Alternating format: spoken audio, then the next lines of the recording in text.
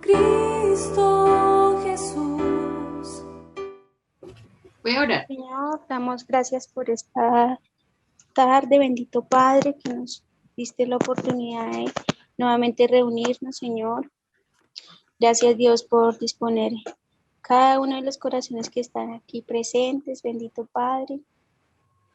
Señor, por favor, guía a las personas que van a hablar en esta reunión de varones, Señor. Úsalas, Señor.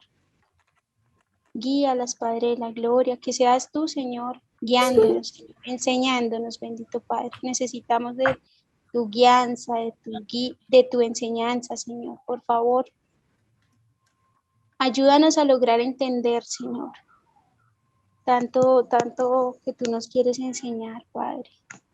Todos aquellos tesoros que están ahí en tu palabra, por favor, Señor. Dios de la gloria, ponemos delante tuyo esta reunión. Por favor, sé tú obrando, Señor. En el nombre de Jesús, amén.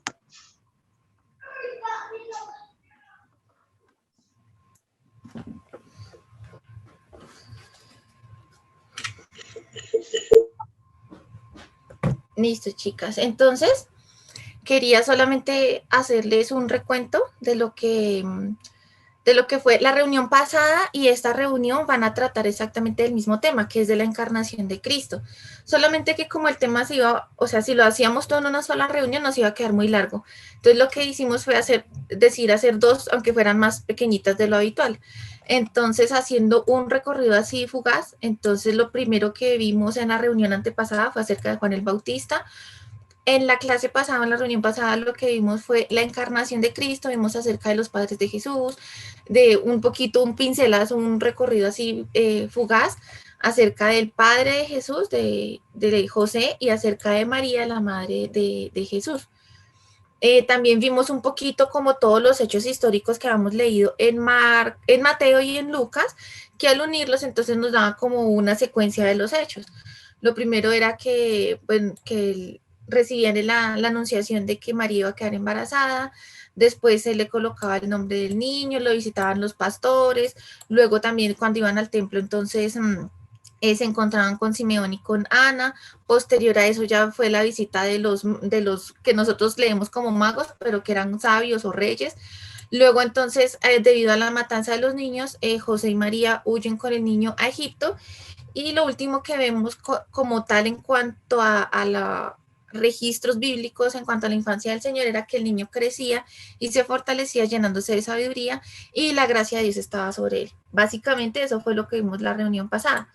Quiero empezar nuevamente aquí, esto ya lo vimos la reunión pasada, pero quiero volverlo a ver de manera muy rápida, como para encajar el tema.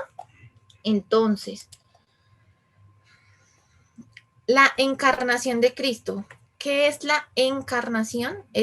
Bueno, primero vemos que esto estaba como anticipado en el Antiguo Testamento, donde decía en Isaías: por tanto, el Señor mismo os dará una señal. He aquí, una virgen concebirá y dará a luz un hijo y le pondrá por nombre Emmanuel.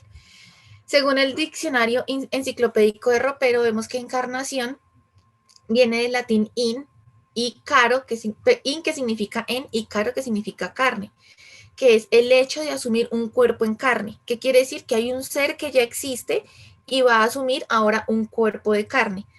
Que eso fue lo que hizo el acto del Hijo de Dios. Dice, el acto por el que el Hijo de Dios asume voluntariamente un cuerpo humano y naturaleza humana. ¿Por qué hubo encarnación? Lo vamos a ver rápidamente. Esto ya lo vimos la vez pasada, pero vamos a retomar así rápidamente. Una de las razones es porque Dios quería satisfacer ese anhelo que tenía el hombre en cuanto a querer ver un Dios, que lo habíamos visto que en Job, en Felipe, en varios pasajes nos decía que había un anhelo del hombre de ver a Dios. Entonces ese fue uno de los motivos. Pero hay otro motivo que es muchísimo más importante y más magnífico, que es el que nosotros vemos en Hebreos, en el capítulo 2, bueno, en varios pasajes, pero vamos a tomar específicamente lo que dice Hebreos capítulo 2, de los versículos 14 al 17. Dice, debido a que los hijos de Dios son seres humanos, hechos de carne y sangre, el Hijo también se hizo de carne y sangre. pues solo como ser humano podía morir y solo mediante la muerte podía quebrantar el poder del diablo, quien tenía el poder sobre la muerte. Únicamente de esa manera el Hijo podía libertar a todos los que vivían esclavizados por temor a la muerte. También sabemos que el Hijo no vino para ayudar a los ángeles, sino que vino para ayudar a los descendientes de Abraham. Por lo tanto, era necesario que en todo sentido Él se hiciera semejante a nosotros, sus hermanos, para que fuera nuestro sumo sacerdote fiel y misericordioso delante de Dios. Entonces, o sea, al haber hecho todo esto, podría ofrecer un sacrificio que quitara los pecados del pueblo. Esa es la razón principal por la cual hubo encarnación. Ahora, dentro de este mismo tema de la encarnación, vamos a ver qué es lo que significa el nacimiento virginal. Aquí, encarnación de Cristo, nacimiento virginal, ¿sí? Voy a ocultar aquí. Ay, pero entonces ya no las veo. Ay, ahora, ¿cómo hago para verlas bien? Esta. Así. Entonces, encarnación de Cristo, nacimiento virginal. Este es como el tema nuevo que vamos a empezar a ver a partir del día de hoy. Es algo muy cortico, pero entonces son cosas con las que nosotros pues podemos entender también un poco más, no tanto digamos lo literal que dice la palabra en cuanto al nacimiento del Señor Jesucristo, sino ya lo que nosotros podemos empezar a deducir.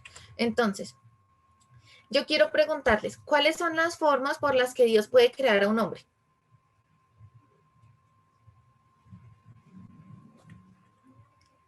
Bueno, se las voy a decir. Entonces, acá una pregunta. Sí, formas por las que Dios puede crear a un hombre. Pero no la entiendo. No entiendo la pregunta. ¿Me la puede decir de otra manera? Ah, bueno. ¿De qué manera Dios ha creado al hombre? ¿De qué manera nosotros vemos que hay creación en el hombre? A su imagen y semejanza, ¿no? No, pero como los... Bueno, les voy a mostrar una y ustedes la van a entender. Por la ley general, en cuando hay unión entre un hombre y una mujer. Ahí ya se empiezan a crear los hombres, ¿sí? Ahí esa es la manera más común y tradicional que todos nosotros conocemos. Hay otras que, una de esas fue sin la intervención de hombre ni mujer, que fue cuando el Señor creó a Adán. No hubo ni intervención ni de un hombre ni una mujer, ¿listo? Hubo otra manera en que Dios creó a un hombre o una mujer, que fue con un hombre sin una mujer, ¿sí? Entonces, si repasamos los tres que ya hemos visto, entonces, por la ley general, en que se unen un hombre y una mujer, ahí empiezan a crearse los hombres.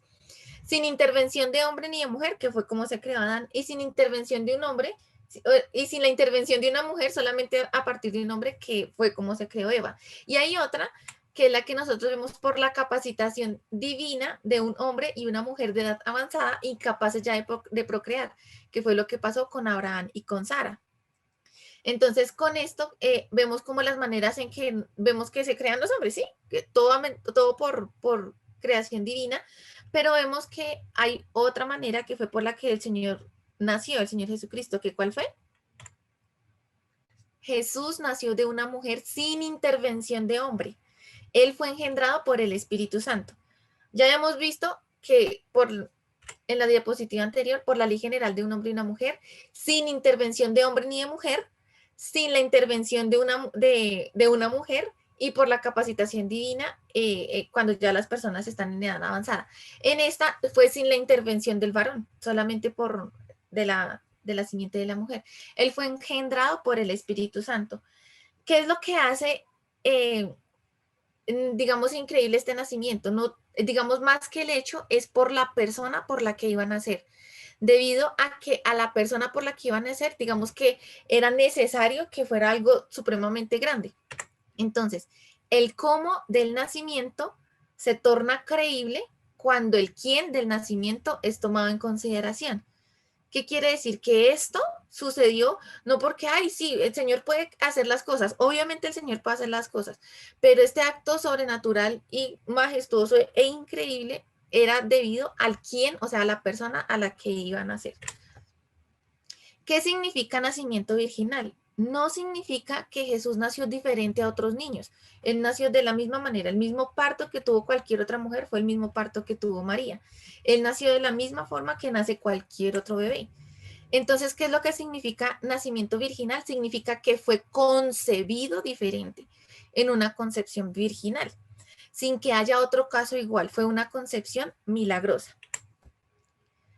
Esto fue anunciado en el Antiguo Testamento. ¿Alguien se acuerda en qué parte de pronto fue anunciado esto? O bueno, una de las tantas partes en que fue anunciado el nacimiento virginal. Una fue la que ya habíamos mencionado al inicio, que fue cuando mostramos la diapositiva de la encarnación, lo que fue anunciado en Isaías, donde dice, y la Virgen concebirá y dará a luz un hijo y le pondrás por nombre Emanuel, ¿sí? Pero ahí de pronto tiene alguna otra referencia que tenga en su mente. Los evangelios. No, los evangelios fueron posterior, algo que se haya anunciado en el Antiguo Testamento. Esos son del Nuevo.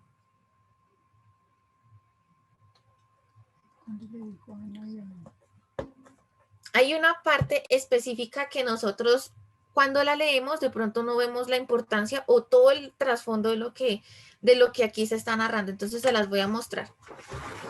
En Génesis, como ya todas lo leímos, cuando Adán y Eva cayeron, el Señor le entra al huerto y empieza a hablar con la serpiente, ¿cierto? Entonces, esta escena es cuando el Señor le está hablando a la serpiente. Dice, y el Señor Dios dijo a la serpiente, pondré enemistad entre tú y la mujer, entre tu simiente y su simiente. Él te herirá en la cabeza y tú lo herirás en el carcañal. Si nosotros tomamos un poquito los colores ahí de la imagen, yo me entiendo a veces así, vamos a colocar todo lo que se refiere a la serpiente, lo vamos a colocar del color verde. Y todo lo que se refiera a la simiente de la mujer o a la mujer, lo vamos a colocar en color naranja, ¿listo? De pronto de esta manera entendemos un poquito mejor lo que significa, lo que les quiero mostrar. Entonces acá si lo volvemos a leer, dice, y pondré en enemistad entre tú, o sea, entre la serpiente y la mujer. Y entre tu simiente, o sea, entre la simiente de la serpiente y su simiente, o sea, la simiente de la mujer. Y él, o sea, la simiente de la mujer, te herirá en la cabeza. ¿A quién? A la serpiente. Y tú, o sea, la serpiente, lo herirás en el carcañal. ¿A quién? A la simiente de la mujer. De pronto con estos colores sí es un poquito más claro estas dos simientes y estas dos cosas que iban a venir. Lo que aquí nos está diciendo, de cierta manera, a pesar de que esto tiene muchas más aplicaciones, aquí estamos viendo que la mujer iba a tener una simiente. Si ustedes se dan cuenta, casi siempre se menciona que toda la genealogía viene por el varón, Todos los hijos y todas las genealogías se contaban por los varones. Esta es la única parte donde se habla que iba a haber la simiente de la mujer, o sea, que iba a haber un hijo de la mujer. Aquí se enfatiza eso. Entonces, desde aquí y desde el Génesis, imagínense, desde la caída, ya el Señor sabía que iba a haber una mujer que iba a tener una simiente y que esa simiente iba a ser bendita. Ahora, quiero que nosotros nos hagamos esta siguiente pregunta. ¿Fue el nacimiento virginal de Jesús un hecho ficticio o un hecho real? Vamos a meditar y vamos a colocar algunas consideraciones para que nosotros podamos solamente con sentido común, mirar a ver si esto tiene alguna coherencia, por decirlo así. ¿Listo? Si digamos que el nacimiento del Señor Jesucristo, el nacimiento virginal, hubiese sido falso, entonces automáticamente también lo narrado en el Nuevo Testamento también se tornaría falso. Y también se perdería la autoridad del Nuevo Testamento en otros asuntos. Si esto fuera mentira, entonces ahí ya de una vez todo entra en tela de juicio. Ahora, suponiendo que entonces María no concibió del Espíritu Santo siendo virgen, entonces en lugar de ser bendita entre las mujeres, sería tachada de infiel, ya que José había afirmado que Jesús no era su hijo. Jesús ya había decidido abandonarla secretamente porque él en su corazón, digamos, había entendido era que ella había sido infiel. ¿Cuál fue el motivo por el cual José no rechazó a María? Porque el ángel se le apareció y le dijo todo lo que estaba pasando. O sea que ahí ya es claro que José sabía que el niño no era de él. Entonces, si no hubiese sido obra de Espíritu Santo, entonces María en lugar de ser bendita sería una infiel, una adúltera. Si el nacimiento virginal de Jesús fuera mentira, entonces quiere decir que Jesús era hijo natural de padres pecadores.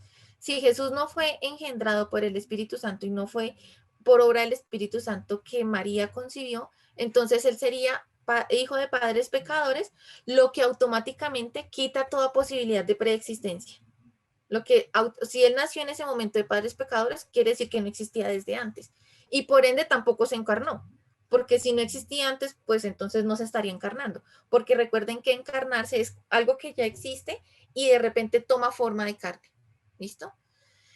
Si Jesús no hubiese nacido de manera virginal, tampoco sería la segunda persona de la Trinidad, por ende no sería Dios y por ende tampoco hubiera tenido ni la autoridad para perdonar pecados ni para hacer todo lo que él hizo mientras que fue hombre. Entonces, digamos, vuelvo a hacer la pregunta. Si Jesús no hubiese nacido de manera virginal, no habría ningún argumento válido para explicar el carácter singular que tuvo el Señor Jesucristo y la vida sin pecado. Si hubiese nacido de padres pecadores, entonces automáticamente hubiese tenido que tener pecado. Pero debido a que, como dice en Lucas, debido a que el Espíritu cubrió a María, eso fue lo que preservó que Jesús naciera sin pecado y no tuviera pecado en él. Entonces, si eso no hubiese pasado, entonces, ¿de qué otra manera hubiésemos podido explicar el carácter singular y la vida sin pecado, sin tacha, sin mancha del Señor Jesucristo? Ahora, si se niega este milagro, o sea, el que el Espíritu Santo haya cubierto a María, si se niega este milagro, se tendrían que negar también todos los demás. Volvemos como al primer razonamiento. Entonces, automáticamente entraríamos en duda de que si esto es mentira, entonces esto otro también puede ser mentira y esto también, todo entraría en tela de juicio. Entonces, la verdadera pregunta no es si el nacimiento virginal de Jesús fue un hecho ficticio o fue algo real. La verdadera pregunta es, ¿estamos dispuestos a aceptar las afirmaciones sobrenaturales que encontramos en las Escrituras? ¿Podríamos nosotros creer con nuestro corazón que en realidad Dios es un Dios todopoderoso que puede hacer esas cosas? Esa es la pregunta. Y, bueno, el gatito hacía así, diciendo que sí. No, se perdió la animación, pero bueno, después se las pongo. Ahora, vamos a ver otros aspectos relevantes. Si nosotros asumimos que lo que el Señor dice y son milagros, lo que Él planteó en el nacimiento del Señor Jesucristo, que obviamente el nacimiento virginal del Señor Jesucristo es digamos, yo me acuerdo que cuando estábamos mirando las profecías que se habían cumplido, las profecías que fueron dadas en el Antiguo Testamento y su cumplimiento, hubo algo que Jexi dijo que ya solamente el nacimiento virginal, ya digamos que solamente con ese cumplimiento ya tendríamos para no negar que si solamente tuviéramos que mirar ese aspecto, automáticamente ya estaríamos seguros de que Jesucristo era el Mesías prometido en el Antiguo Testamento. Ahora que ya, digamos, entramos como en un análisis de las Escrituras o en un análisis simple de razonamiento común, vamos a resaltar algunos aspectos de cuando nosotros creemos en lo que el Señor dijo del nacimiento virginal del Señor Jesucristo. Entonces, la doctrina del nacimiento virginal no se contradice con ninguna otra enseñanza del Nuevo Testamento. Además, se correlaciona o afirma o reafirma la preexistencia de Cristo y su encarnación. Entonces, ahí vemos que en lugar de contradecirse, lo que hace es encajarse perfectamente con todas las enseñanzas, no solamente del Nuevo Testamento, sino también como del Antiguo Testamento. Ahora, la concepción santa y sin mácula de Jesús se debió a la intervención del Espíritu Santo que cubrió a María con su sombra, como lo vemos en Lucas. Fue por la acción directa de Dios que Jesús fue guardado de la contaminación de la naturaleza pecaminosa de María. Aquí hay algo que quiero resaltar y es que nosotros vemos que en la doctrina católica ellos dicen, bueno, de pronto si ustedes en algún momento han escuchado las oraciones de ellos hablan como de que es una inmaculada concepción. Inmaculada concepción significa que María no tenía pecado, lo que es una herejía. Es una mentira porque entonces si nosotros afirmamos que María no tenía pecado, estaríamos negando lo que en otros pasajes como Romanos dice que no hay ni uno solo que no hubiera pecado. Entonces es como si Dios se contradijera. Obviamente María, al igual que todo ser humano, al igual que todos nosotros, tenía su naturaleza de pecado, pero fue a raíz de la intervención divina que cubrió María que permitió que Jesús naciera sin esa naturaleza pecaminosa. ¿Listo? Ahora, aquí hay otro aspecto súper chévere que esto daría para mucho más, pero solamente voy a tocarlo como así en los aspectos más generales. Cuando nosotros vemos en los evangelios, hay 2 evangelios que nos narran la genealogía del Señor Jesucristo, que son Mateo y Lucas.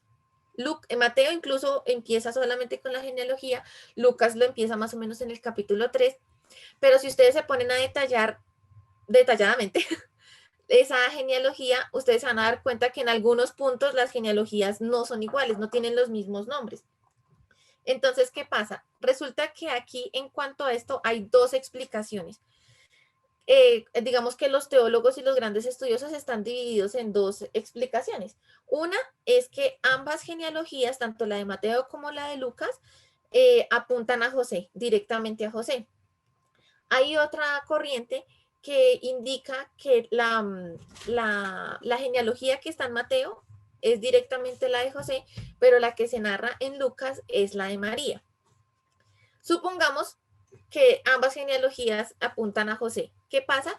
Que si, digamos, como se los había dicho ahorita, cuando nosotros vemos en los relatos del Antiguo Testamento o de la Biblia en general, vemos que siempre la cabeza o la genealogía o las descendencias o las heredades se contaban era por los hombres, por la cabeza del hombre. Gracias, pa. Y nunca vemos que algún hijo de una mujer solita fuera heredero al trono. Entonces, digamos que la corriente donde dice que ambas genealogías vienen por parte de José. Resulta que al José adoptar a Jesús como hijo suyo, automáticamente lo hacía, digamos, heredero y hecho como de la descendencia del linaje de David. Entonces, José, al ser del linaje de David y adoptar legalmente al niño, hacía que Jesús tuviera el derecho legítimo al trono, porque ya sabemos que es a través de David que venía la descendencia de los reyes, ¿sí? Pero entonces digamos que una de las genealogías, la de Mateo es la de José y la genealogía de Lucas es la de María. Es aún más increíble porque si la genealogía escrita en Mateo es la de José y la de Lucas es la de María, le corresponde el trono al Señor Jesús no solamente por vía legal, o sea, por José haberlo adoptado, sino también por vía natural, porque los dos eran descendientes de David. Entonces, por un lado o por el otro, Jesús era descendiente, el heredero del trono. Bien sea que ambas genealogías apuntaran a José o bien sea que una de las genealogías apuntara a María. De eso sería como para otro tema y bueno, más o menos por eso les digo como mostrándole las dos corrientes y las dos alternativas. O sea, por ningún lado se iba a escapar Jesús de que fuera heredero al trono. Ahora, espérenme, aquí la voy a encoger porque aquí ya se me está tapando un poquito la presentación. Entonces dice, lo que les voy a leer a continuación como esta definición es algo que está en God Question, que es la página, que es como una afirmación que ellos hacen a modo de conclusión en cuanto a este tema. Ellos dicen lo siguiente: Jesús se hizo completamente humano al tomar forma humana, o sea, en el momento de la encarnación. Jesús fue concebido en el vientre y nació. Experimentó un envejecimiento normal. Tuvo necesidades físicas normales y emociones humanas. Aprendió. Tuvo una muerte física y resucitó con un cuerpo físico. Jesús fue humano en todos los sentidos, excepto en el pecado. Vivió una vida completamente libre de pecado. Cuando Cristo tomó forma humana, su naturaleza no cambió, él siguió siendo Dios, pero su posición sí, porque recuerden cuando dicen en Filipenses que él se despojó a sí mismo y tomó forma de hombre, forma de siervo. Entonces su naturaleza no cambió, él sí, seguía siendo Dios, pero su posición sí, ahora era hombre, verdaderamente 100% hombre, 100% Dios. Jesús, en su naturaleza original de Dios, en forma de espíritu, se humilló a sí mismo, dejando de lado su gloria y privilegios. Dios nunca puede dejar de ser Dios porque es inmutable. Si Jesús hubiese dejado de ser Dios para tomar forma de hombre, entonces quiere decir que él cambia. Él no cambió, él siguió siendo Dios. Él no puede dejar de ser Dios porque es inmutable e infinito. Si Jesús dejara de ser totalmente Dios, a que fuera por una fracción de segundo, toda la vida moriría. Eso lo vemos en Hechos donde vemos que Él sostiene la creación, Él sostiene la vida. La doctrina de la encarnación dice que Jesús, aunque permaneció plenamente Dios, se hizo plenamente hombre. Ahora, esto también lo dice el libro de Incomparable Cristo, dice, tal vez no entendamos cómo Jesús podría ser al mismo tiempo enteramente divino y con todo realmente humano. Pero eso no es un obstáculo insuperable para la fe. Este hecho ha sido creído por muchas de las mayores mentes de todos los tiempos. Y listo, chicas. Ya con esta parte, bueno, además que hay otra, digamos que lo que hicimos hoy fue como solamente una razonamiento con lo que nosotros tenemos, con la evidencia, con lo que tenemos en las escrituras. Lo que hicimos fue solamente razonamiento, pero también nosotros vemos que en los evangelios se habla mucho, en todos los evangelios, creo que el único que no lo menciona así como explícitamente es Marcos, pero nosotros vemos que todos los evangelistas, Mateo, Lucas y Juan, ellos narran la encarnación. Dicen, por lo menos Mateo y Juan hacen toda la genealogía y ellos describen el nacimiento virginal, ellos describen el momento en que tanto José como María recibieron el anuncio de que iban a ser Jesús. Vemos todos los hechos que acompañaron, que fue no solamente la visita de los pastores, la visita de los reyes, la visita también, perdón, el encuentro que tuvieron con Ana, con Simeón, todo lo que se decía del niño. Y también nosotros vemos en Juan una afirmación también que denota que Juan creía también en la encarnación, o bueno, que los discípulos creían en la encarnación, o la iglesia primitiva creía en la encarnación, cuando dice, el verbo se hizo carne. Entonces, todas esas evidencias que nosotros tenemos, lo que hicimos el día de hoy fue como juntarlas, hacer un poco de razonamiento para que nosotros podamos ver, digamos, la veracidad de lo que la palabra está diciendo y también cómo juega ahí nuestra fe en que nosotros creamos o no creamos lo que la palabra dice. Entonces, solamente con un razonamiento simple, nosotros podemos ver que la Biblia no se contradice, que la Biblia lo que hace es afirmar el Antiguo Testamento, el Nuevo Testamento, lo que hace es una unión perfecta, un enlace perfecto del Antiguo y del Nuevo Testamento. Vemos el cumplimiento de las profecías y pues a medida que nosotros avanzamos, así sea con un razonamiento simple, también podemos ver que cómo nosotros podemos, digamos, poner a prueba la veracidad de la escritura y de lo que allí se narra. Hay una canción que, bueno, inicialmente yo quiero resaltar algo de la participación de la hermanita Elmira y de mi mami en este tiempo de mutualidad.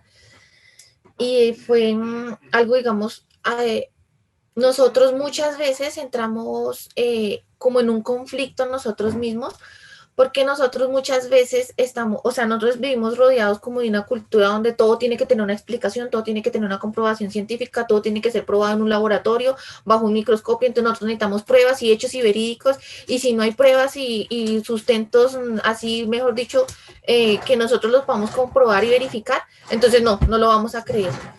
Pero resulta que hay muchas cosas que nosotros no podemos, digamos, como llevar a un laboratorio, hay cosas que nosotros no podemos llevar a un microscopio para nosotros, digamos, que de cierta manera creerlas y entenderlas. Entonces, hay una canción que nosotros cantamos ahora sí, o que nosotros hemos escuchado, que es de Santiago Benavides, que dice que dame una fe sencilla. Hay muchas cosas que nosotros no vamos a poder llevar a un laboratorio y no quiere decir que por el hecho de que nosotros humanamente no las podamos comprobar y verificar y llevar, mejor dicho, con todas las pruebas del mundo, no quiere decir que no sean ciertas. Mientras que la hermanita del mire, mientras que mi mami hablaban, yo solamente me acordaba de un testimonio de una señora que contaron. Resulta que ella le dijeron, ¿y usted sí cree que esas cosas que dice la Biblia? Y dice sí, y si la Biblia dijera tal otra cosa, yo también lo creería solamente porque la Biblia lo dice. Y era una persona que de pronto no tenía mucho conocimiento, mucha cosa, pero ella en su fe le bastaba saber que la palabra de Dios es verdadera y ya. Entonces lo que dice la palabra de Dios es verdadera. Muchas veces cuando nosotros nos acercamos a la Biblia con esa mentalidad y con ese pensamiento, automáticamente cuando vemos esos versículos, yo me acuerdo que un hermano decía, cuando yo encuentro a dos versículos que aparentemente se contradicen, siempre hay otro que es el equilibrio. Entonces, si nosotros queremos encontrar tropiezo en la palabra, lo vamos a encontrar. Porque la palabra es un libro que de cierta manera nos lleva a Dios, pero nosotros también tenemos que ir como en una actitud de que lo que Dios dice es verdad. Entonces, muchas cosas a veces no les vamos a encontrar mejor dicho, lo vamos a comprobar y vamos a llenarnos aquí de experimentos y pruebas para demostrar estas cosas, pero tampoco quiero que piensen que estoy diciendo que entonces que la palabra nos enseña a creer sin necesidad de preguntar nada, sin necesidad de cuestionarnos nada y sin necesidad de que nosotros razonablemente entendamos las cosas. Así como hay cosas de pronto como pasajes más, digamos, de acercarnos a ellos con fe, asimismo hay otros que son fácilmente de comprobar y que son con un razonamiento simple nosotros lo podemos como tener. Entonces, una de las claves es como tener esa fe. Y hay algo que a mí me causó mucho, mucho impacto cuando nosotros estudiamos con los hermanos de Brasil, estudiamos el libro de Hebreos. Resulta que en Hebreos dice que digamos, la causa por la cual muchos cayeron en el desierto cuando salieron de Egipto fue su pecado de incredulidad. Entonces, el no creerle al Señor es un pecado grandísimo. Ahora, Él no nos manda a creerle ciegamente y entonces yo digo, eso sí, sí, Señor. Él también nos capacitó de una manera para que nosotros razonemos y comprobemos las cosas y lleguemos a hacernos estas preguntas. Pero también tenemos que, si en algún momento usted no entiende una cosa y lo primero que va a pensar, ¿será que esto es cierto? ¿Será que no es cierto? Usted ya entró en un pecado de incredulidad donde está poniendo en tela de juicio la misma palabra de Dios. Entonces, muchas cosas nosotros no las vamos a entender de una. Como hablaba ahorita Paolita, nosotros muchas cosas no las vamos a entender de una, no las vamos a entender ni siquiera en los 10 primeros años de creyentes, porque la misma palabra dice bueno, algo así que como que la vida del justo, algo así que va en aumento, hasta que el día es perfecto. O sea, nosotros todos vamos en aumento, en aumento, en aumento, en aumento. Lo que yo entendí hoy no lo entendí hace 3 años. Entonces, a veces en nuestro afán de querer comprobar y de querer tener argumentos y pruebas y eso, perdemos esa cosa básica de fe donde nosotros le creemos a Dios lo que Él dice y tomamos su palabra como cierta. Si en este momento de pronto no lo puedo comprobar, no lo puedo verificar, va a llegar un momento donde el Señor de alguna manera se lo va a confirmar en su corazón, si usted se acerca con un corazón sincero, a entender primero que lo que el Señor dice es verdad y que Él no nos manda a ser unos tontos donde dice, no, sí, es que hay que creerle porque entonces si el Señor, aunque sí, en cierta parte sí es así, donde si el Señor lo dice es verdadero, pero el Señor también permite que nosotros podamos comprobar y que nosotros tengamos esa certeza en nuestro corazón de esas realidades que muchas veces no podemos llevar a un laboratorio, a un microscopio, a unas pruebas como para descubrirlo. Hay otro video también que, que se los voy a compartir, que explica un poquito como más como esta, no este tema, sino esta posición de que hay cosas que nosotros no vamos a poder comprobar científicamente, pero no quiere decir que sean mentiras. Listo, chicas, entonces la reunión de hoy también era chiquita, lo que les dije. Más que todo, lo que hicimos fue hacer un tema grande en 2 chiquitos para no salir tan cansadas en un solo tema, pero ya básicamente este es el fin de la exposición. Entonces ahora ya viene la participación de cada una